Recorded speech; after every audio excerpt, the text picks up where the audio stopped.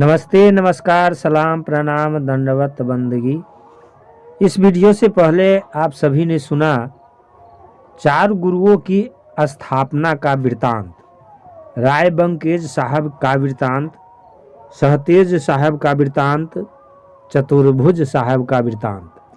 कबीर साहब 4 गुरु को, 4 कंधार को किस तरह बनाए और स्वपच सुदर्शन साहब का माता पिता का वृतांत। पहला जन्म में किस नाम से थे, दूसरे जन्म में किस नाम से हुए और तीसरे जन्म में किस नाम से हुए, उनका वृतांत सुना। अब आइए सुनते हैं स्वपच सुदर्शन के माता पिता का चौथे जन्म में मथुरा में प्रकट होकर सत्यलोक को जाना। इससे पहले आप सभी से अर्जी, निवेदन, विनती, प्रार्थना है, लाइक कर देंगे, सब्सक्राइब कर देंगे, शेयर कर देंगे। शाहबंदगी, शाहबंदगी, शाहबंदगी। स्वपच सुदर्शन के माता पिता का चौथे जन्म में मथुरा में प्रकट होकर सतलोक जाना। सतगुरु कबीर साहब कहते हैं कि बिना विश्वास के जीवन मुक्ति का कार्य नहीं होता। निर्णय करके ही गुरु साहब वचनों पर दृढ़ता पूर्वक विश्वास करना चाहिए। उस देह में फिर नीरू नीमा ने मुझे नहीं पहचाना, मुझे अपना पुत्र जानकर मेरा सत्संग नहीं किया। हे भाई, फिर वह देह त्याग कर जो देह उन्होंने पाई वह मैं समझाता हूँ। जब उनकी ज्वालाहा जाति में जन्म की अवधि पूरी हुई तो फिर उन्होंने मथुरा में आकर मनुष्य देह धारण की।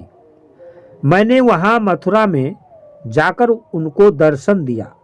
उन्होंने मेरे शब्दोपदेश को मान लिया। वह जो आकर रत्ना नाम से हुई थी, मन लगाकर भक्ति करती थी, स्त्री पुरुष उन दोनों ने विधि विधान से मेरे सारे शब्दोपदेश का पान परवाना पाया। वे शीघ्र समझने वाले समर्पित दास भाव में थे, इसलिए उनको सतलोक में निवास दिया। उन्होंने सतपुरुष के श्री चरण पकड़कर हृदय से लगाए और हंस की देह पाकर सुशोभित हुए। उन हंसों को देखकर सतपुरुष बहुत प्रसन्न हुए और उनको सुकृत अंश कहकर माना। सतलोक में रहते हुए मुझे फिर बहुत दिन हो गए। तब तक काल निरंजन ने बहुत जीव सताए।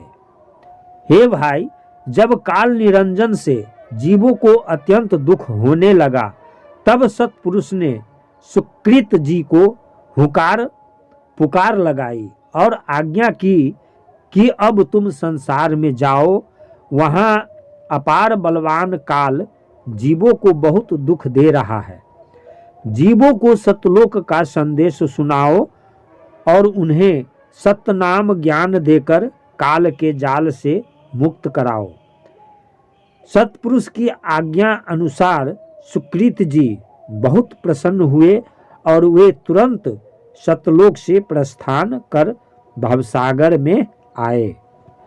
इस बार सुकृत को संसार में आया हुआ देखकर काल निरंजन बहुत प्रसन्न हुआ कि इसको तो मैं अपने फंदे में फंसा लूंगा। तब काल ने बहुत उपाय करके सुकृत जी को फंसाकर अपने जाल में डाल लिया। जब बहुत दिन बीत गए और काल ने एक भी जीव को जीवित सुरक्षित नहीं छोड़ा, सबको सताता, मारता तथा खाता रहा, तब सब जीवों ने सतलोक में सतपुरुष को अपनी पुकार प्रार्थना सुनाई। तब सतपुरुष ने मुझे हाँक पुकार लगाई। कबीर साहब ज्ञानी जी धर्मदास जी को चेताने के लिए लोक से पृथ्वी पर आना। उस समय सतपुरुष की आवाज हुई कि हे ज्ञानी जी, शीघ्र ही संसार में जाओ।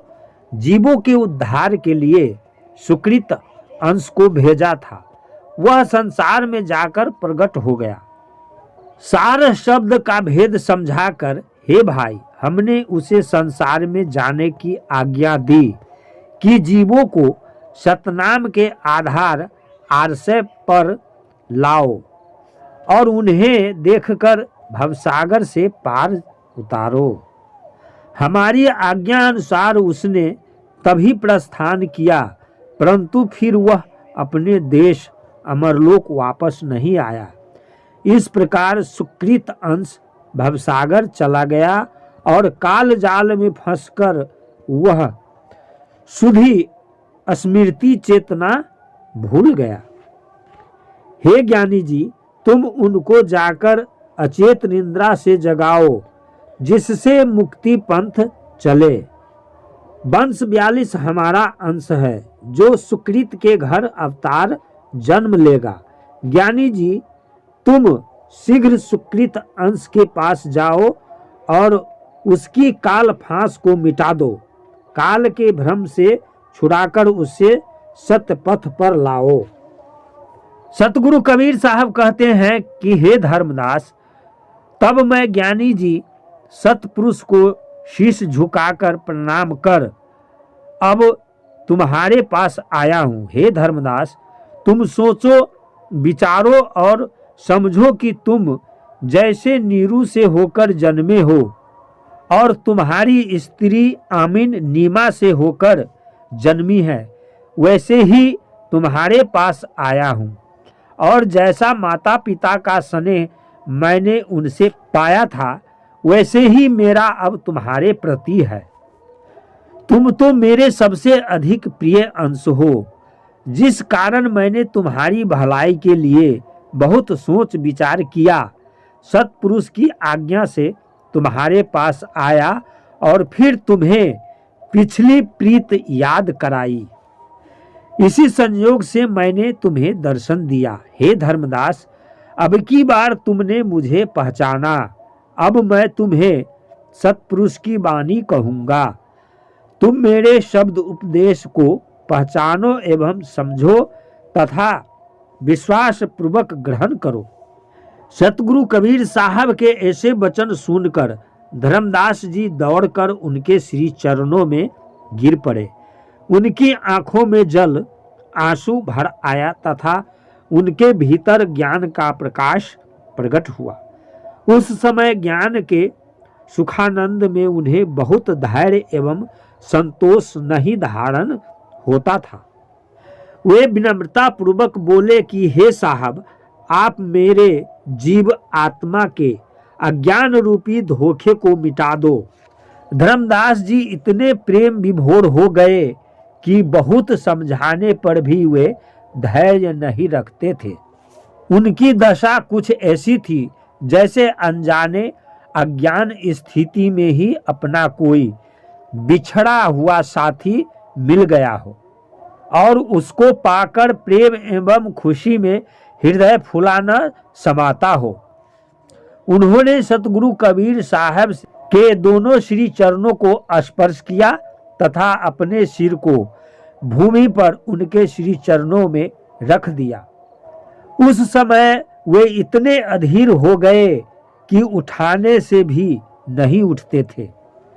धर्मदास जी के रोते बिलखते होने से कुछ शब्द नहीं बोला जाता था और सतगुरु कबीर के श्री चरणों से उनका मन जरा सा भी डोलता नहीं था।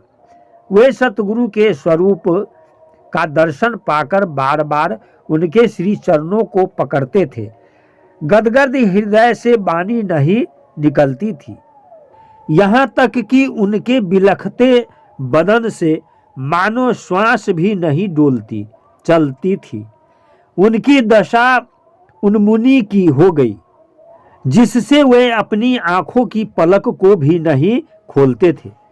सतगुरु कबीर साहब के श्री चरण पकड़कर धर्मदास फिर जोर से रोने लगते हैं और रोते हुए ही कहते हैं कि मुझे भवसागर से तारने वाले हे प्रभु, आप धन्य हैं। तब धीरज धर संभल कर बोले कि हे प्रभु, मुझे तारने के लिए, मेरे उद्धार के लिए आप यह तन शरीर धारण कर इस संसार में आए हो। हे प्रभु, अब मुझ पर यह दया करो कि मैं एक पल भी आपको भूलने न पाऊं। यह वरदान देकर आप मुझे सनाथ एवं सबल करो कि मैं रात दिन आपके साथ आपके श्री चरण कमलों में रहूं। सतगुरु कबीर साहब कहते हैं कि हे धर्मदास, अब तुम बिना किसी संशय के प्रेम विश्वास के साथ मुझसे सतपुरुष का सतनाम मजबूती से ग्रहण करो। मुझे सही रूप से पहचानते समझते ही तुम्हारा भ्रम अज्ञान भाग गया। अब तुम सदैव पक्की भक्ति एवं प्रेम में लीन रहो। मन वचन एवं कर्म से जो सतपुरुष का सतनाम ग्रहण करता है वही सच्चा साधक पार उतरता है, उसी का उद्धार होता है।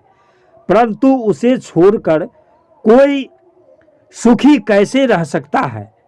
अपनी सत्य चाल बिना जीव दुख पाता है और अज्ञानवश गुरु को मिथ्या झूठा दोष लगाता है।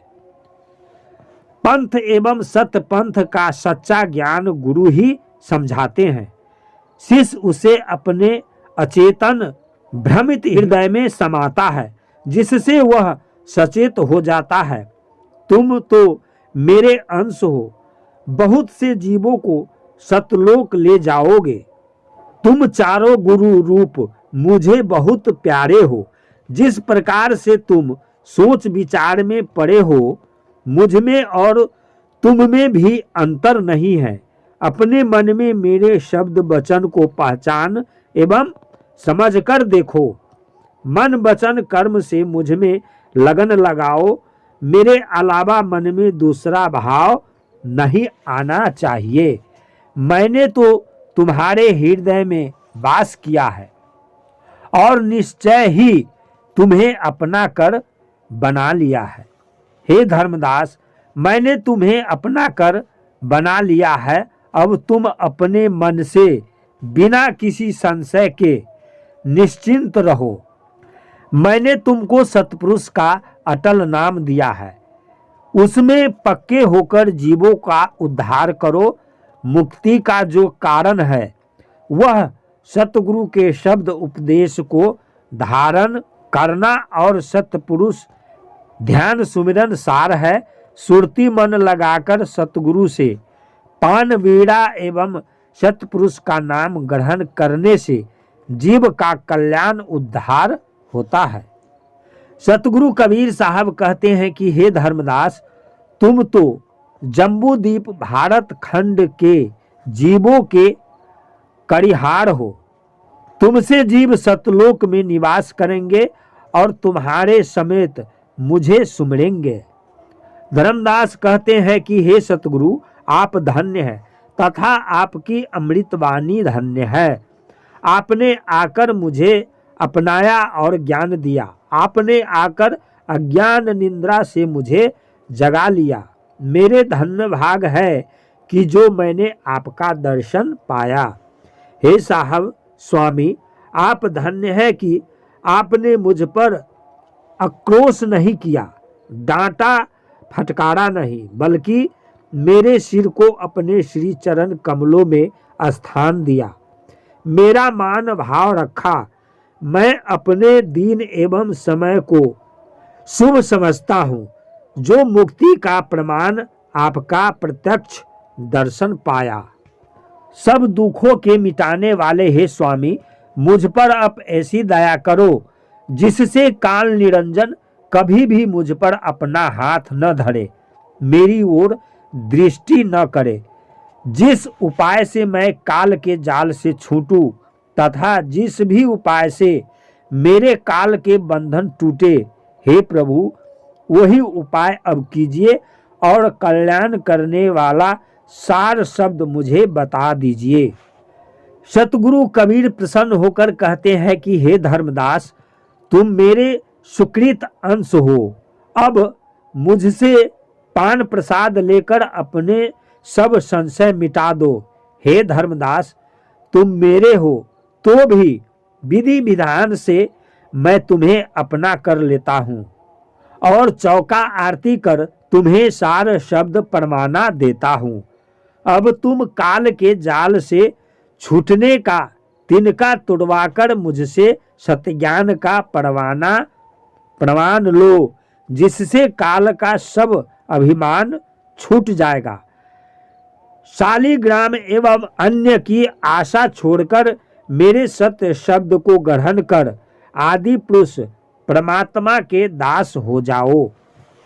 संसार में जो 10 अवतार हुए हैं वह सब सगुण ईश्वर की माया है और ये सब काल की छाया के अंतर्गत आते हैं।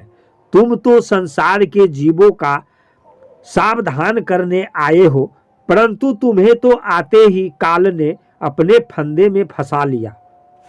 हे धर्मदास, अब भी तुम समझ जाओ और सतपुरुष के सार शब्द का प्रकाश करो। मुझसे सत्य ज्ञान का परवाना लेकर जीवों को समझाओ तथा काल के जाल से हंस जीवों को मुक्त कराओ। इस कार्य के लिए तुम संसार में आए हो। अब दूसरा मन भाया कार्य मत करना। चतुर्भुज, बंकेजी, सहतेजी और चौथे तुम हो। ये 4 गुरु संसार के कर्णधार उद्धार करता है। निश्चय पूर्वक तुम मेरा यह वचन ग्रहण करो। जीवों के उद्धार के लिए ये सत्पुरुष के अंश क्रमशः अक्षय अंश, जोहग अंश, हिम्मर अंश तथा सुकृत अंश संसार में प्रकट हुए हैं। इनके साथ स्वसंवेद वाणी क्रमशः टक्षार वाणी, मूल ज्ञान वाणी, बीजक ज्ञान वाणी और कोट वाणी दी है, जिसे सुनकर काल निरंजन भाग जाएगा। इन 4 गुरुओं में हे धर्मदास, तुम जम्बू द्वीप भारत खंड के सच्चे गुरु हो। तुम्हारे 42 वंश ज्ञान सम्राट होकर सुख आनंद करेंगे और उनकी शरण ग्रहण कर जीव भवसागर से पार होंगे।